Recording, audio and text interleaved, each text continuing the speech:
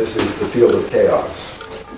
For a certain setting of the parameter, form will emerge out of the field of chaos. And where this happens reliably, we've explored the ocean all over and we found a few favorite regions. And they're called the Apache Rift, the Calico Mountain, and the Scroll Reef. So the submarine is dragging along at 1,000 iterations depth in the ocean of chaos. Comes across these regular patterns.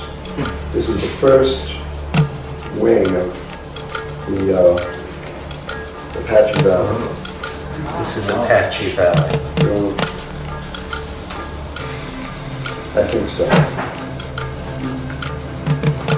Then we get another field of chaos.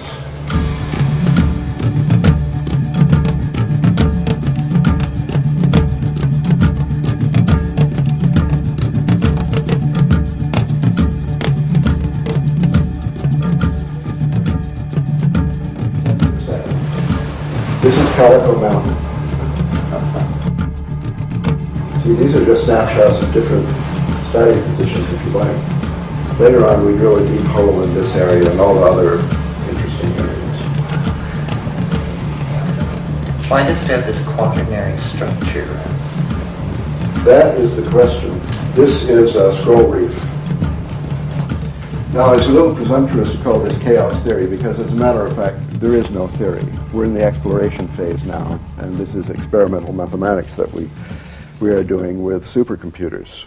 This video was made out of these simplest possible dynamical systems called the logistic equation. And it just produces a series. It's very similar to a dripping faucet. So you could just as well imagine that we have 16,000 dripping faucets in an array of 128 by 128. And the time between drops is represented as a color on the screen. Now, do you think that if you had 16,000 dripping faucets, you could get out of them a pattern like Calico Mountain?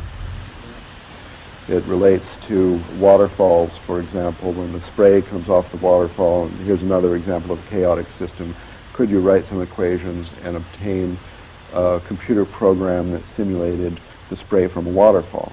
I doubt it. And from this totally chaotic data, viewed in this particular way, which is called chaoscopy, you get these points in the planes that if the data was really random, the dots would be all over the plane. Instead, they lie on a curve, a smooth curve. And that is called the chaotic attractor. Well, it happens. I mean, there's a lot of theory behind this, enough to suggest that it's not some kind of artifact. No matter what kind of artifact it is, it's an interesting artifact. And I guess I'd like to call this a mathematical law. It has to do with the emergence of form from a field of chaos. We don't know what else to call it. It's not a mathematical law that was known to Pythagoras. And I don't know if it was always there since the beginning of time, long before the Big Bang, or if it just emerged into the evolving field of the Gaian mind through the fact that computers make it visible. I mean, I don't know, but the theory can tell you certain transformations you'll expect and others not. For example, Terence had pointed to the punctual aspect of evolution, that many transformations are saltatory, they are catastrophic, they are abrupt. As, for example, in the emergence of form, as, for example, in the Neolithic Revolution, as, for example, in the crystallization of the planets.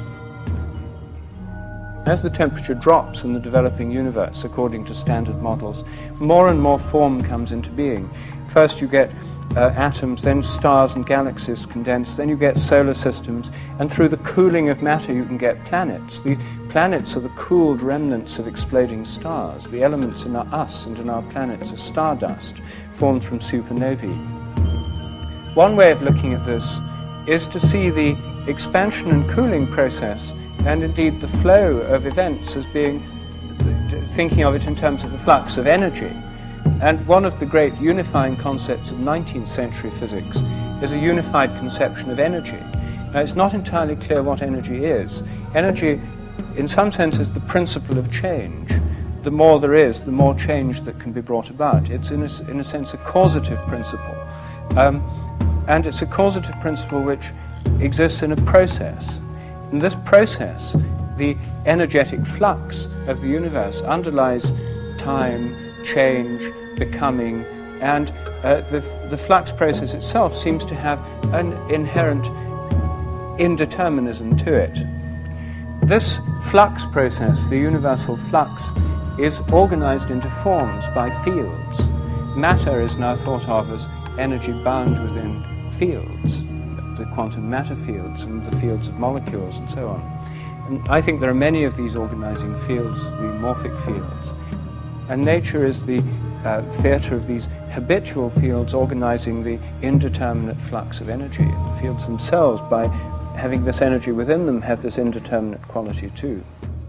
So even organized systems of a high level of complexity still have this probabilistic quality. The fields that organize this energy to give rise to material and physical forms are themselves probabilistic. Chaos is never eliminated. There's always this indeterminism or spontaneity at all levels of organization.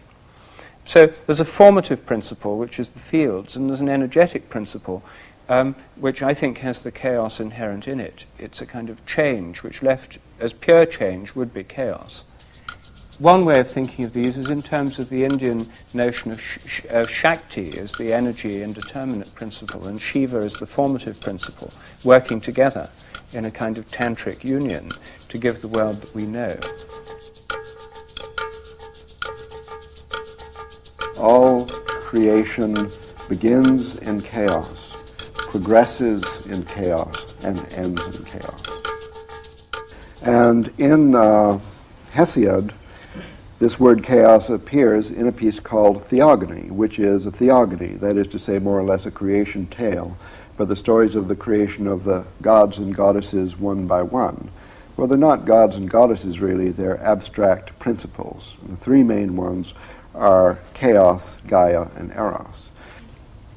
And they're the most abstract, earliest proto-concepts of sky, earth, and the creative tension in between.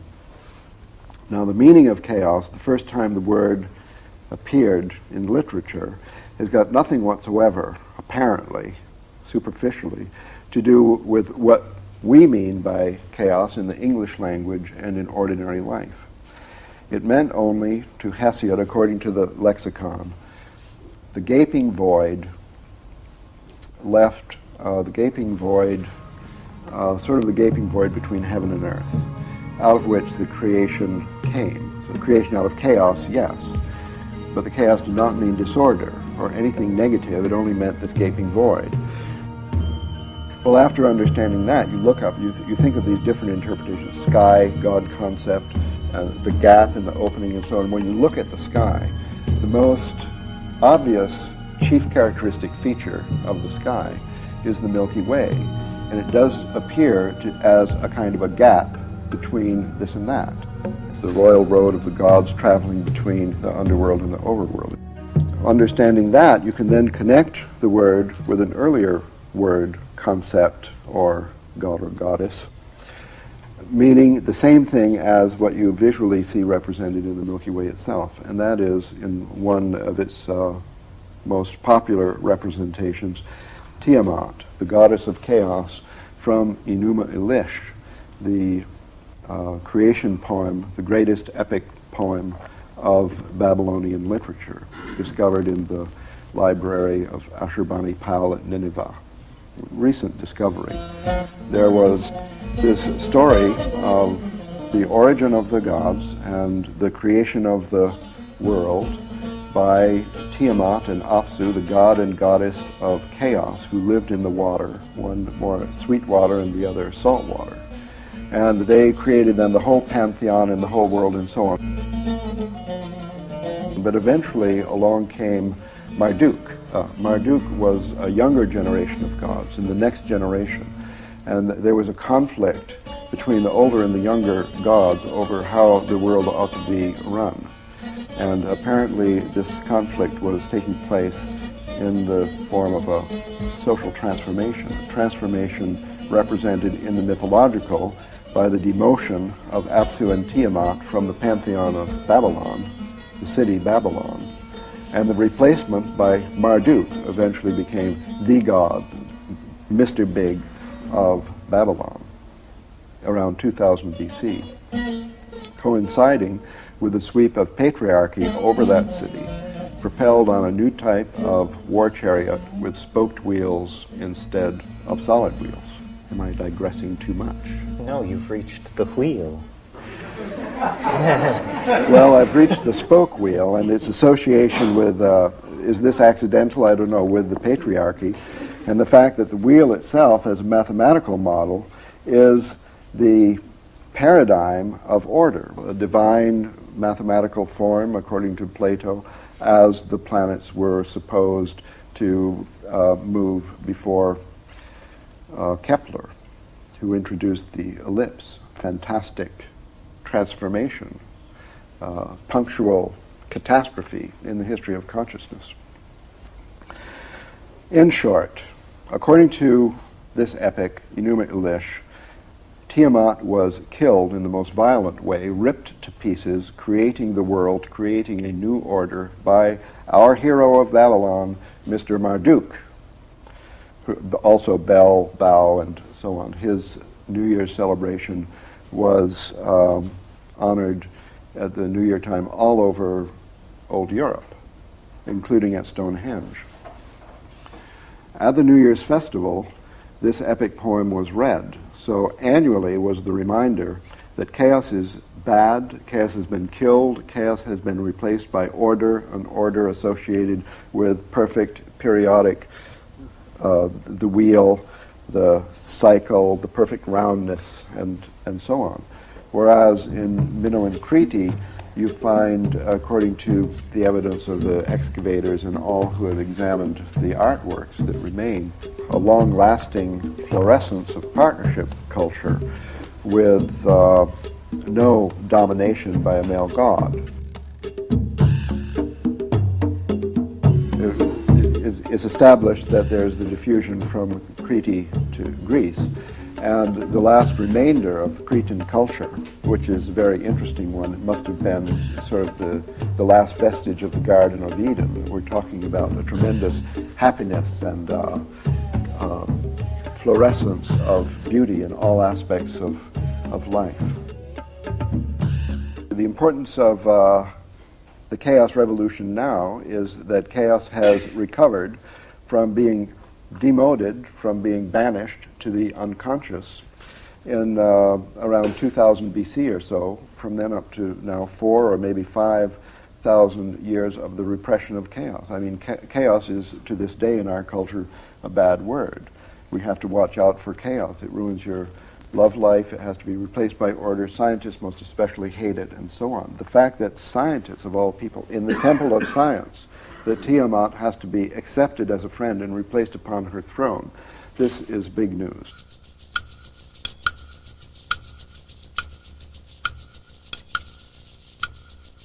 I believe that the importance of the psychedelics is primary here, and that it doesn't simply have to do with the fact that they synergize cognition, which they do, and the synthetics as well as the natural ones. But it's deeper than that. It's that we have a secret history, knowledge of which has been lost to us and only is now recoverable in the light of the kind of mindset that becomes possible to us if we accept the new paradigm.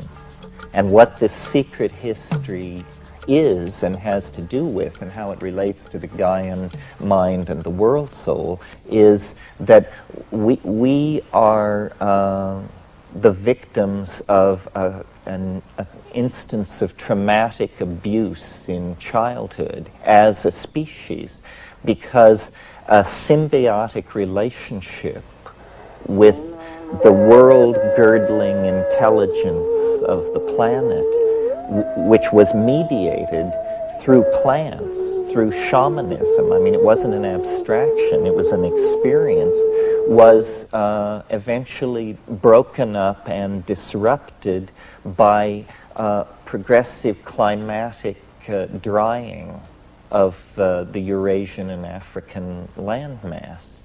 And so this is literally the fall into history, the expulsion from Eden. All these primary myths of a golden age found and lost have to do with the fact that once we lived in dynamic balance with nature, not as animals do, but as human beings only could, but in a way that we have now lost.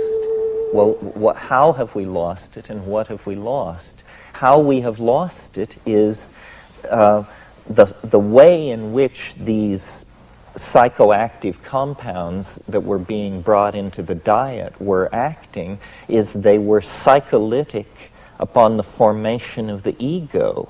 They literally suppressed the formation of the formation of the ego and promoted instead collectivist, tribal, partnership values which were operating intuitionally in a resonance relationship with the feminine vegetable matrix of the planet. In other words, nothing was verbalized, everything was felt, everything was intuited. And regularly at the new and full moon, these small groups of hunter-gatherers, later pastoralists, gathered and took these hallucinogenic plants and dissolved boundaries and engaged in group sex and annealed, a new word that we've brought in here, annealed the irregularities that had cropped up in people's personal self-imaging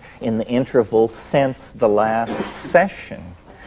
And this kept everything grounded on the plane of that which is important, i.e. the values of the group, of the species, of dynamic balance with the ecosystem, and so forth and so on. Well, when this was disrupted and the supplies of these plants were diminished and new religious forms arose and the time between the great festivals grew longer and longer, the ego begins to take hold, first as a kind of cancerous aberration, but then quickly becoming a new style of behavior, which quickly then eliminates all other styles of behavior by suppressing access to the chaos. And this is the point I want to make, that there is between the ego and full understanding of reality a barrier, a problem.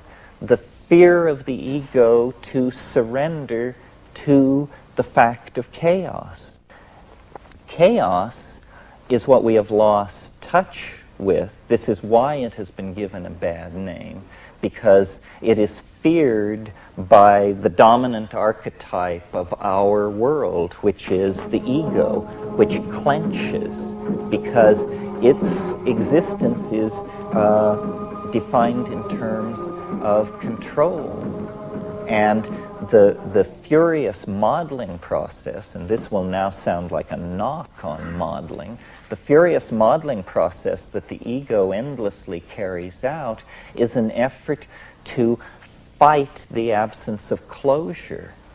The ego wants closure. It wants a complete explanation. The beginning of wisdom, I believe, is the ability to accept an inherent messiness in your explanation of what's going on, because nowhere is it writ that human minds should be able to give a full accounting of creation in all dimensions and on all levels.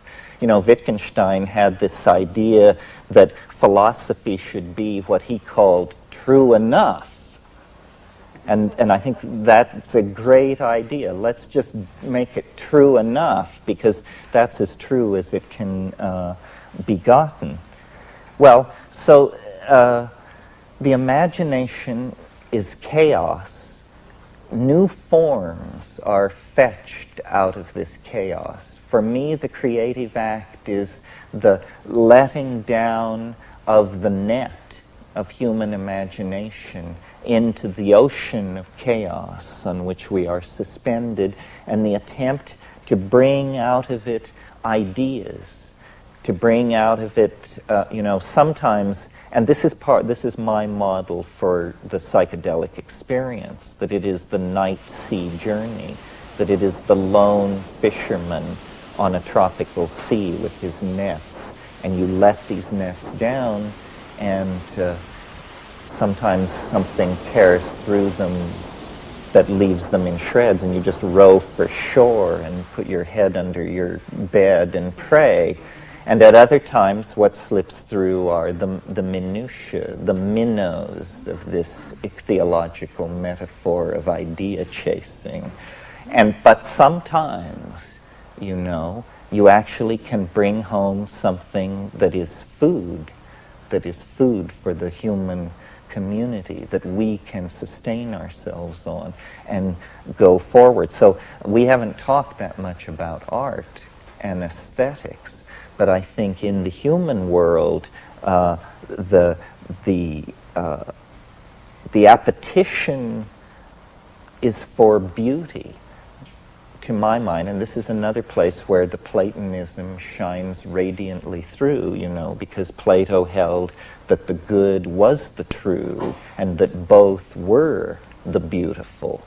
And this is a very quaint idea from the point of view of modern philosophy, but I think it's in the bones when you actually connect yourself up to the planet. That's why chaos is capable of being the tremendous repository of ordered beauty that it is, because there is no chaos in the old definition, which is to say that which by any definition or any test is found to be disordered. That is just a kind of a hell notion, a kind of hypostatization of an ultimate state of disorder. But nowhere in the world that is deployed through space and time do you encounter that. Instead, what you encounter is embedded order upon embedded order, this fractal thing. And then finally, for me, the imagination is the goal of history. I see culture as an effort to literally realize our collective dreams. And, it's on a very crude level when it's you make your mask and I make my mask and then we dance around together. And it's even at a very crude level when it's you design your shopping mall and I'll design my World Trade Center and we'll put them on the same piece of real estate. But we're coming now through media, I believe, through virtual reality and human-machine integration and this kind of thing, into a situation where the imagination is going to be something that we can share, that the path of mind through its own meanderings will become something that can be recorded and played back. We will have the possibility of living in our own past, or creating and trading realities as art, and art as life lived in the imagination is the great archetype which rears itself up at the end of history. Life in the imagination. The imagination is this auric field which surrounds the transcendental object at greater and greater depth as you approach the transcendental object. And as we now close distance with it, all of our cultural expression, all of our self-awareness is taking on this curiously designed quality. I mean, you must have noticed this, that the world is very heavily designed in a way that it never was before. Morphogenetic fields of great size and scope, which our international schools of architecture and design touch whole continents. Entire cities are given certain ambiances. This is the summoning of the imagination into the human scale. It's like a god that we wish to call down and draw to earth. I mean, this is why William Blake called it the divine imagination, because it is the four-gated city. It is the flying saucer. We are on a journey to meet this great attractor, and as we close distance with it, it is more and more a multifaceted mirror of our images of beauty. So it's like an ascending learning curve that becomes asymptotic, and at that point you're face to face with a mystery, a living mystery that is within each and all of us. It's the imagination that argues for the divine spark in human beings. It's absolutely confounding if you try to get biology to produce it for you as a necessary quantity. It isn't that. It's an emanation from above. It is literally a descent of the world soul into all of us. We then become the atoms of the world soul, and our channel to it is by closing our eyes and obliterating our immediate personalized space-time locus and falling into the imagination, which is running like a river through all of us endlessly, driven by the hydraulic momentum of the cataracts of chaos, which usher into the creativity of the imagination. I mean, these river metaphors are just endlessly applicable to this. The flowing of forces over landscapes, the pressure of chaos on the imagination to create creativity, and it's looping back into the same. I mean, these things are the icons for the world that wants to be. But the key is surrender and dissolution of boundaries, dissolution of the ego, and a trust in the love of the goddess, which transcends rational understanding. There will come a moment which will be an absolute leap into space, and we will simply have to have the faith that there is something waiting there, because the dominator style has left us no choice.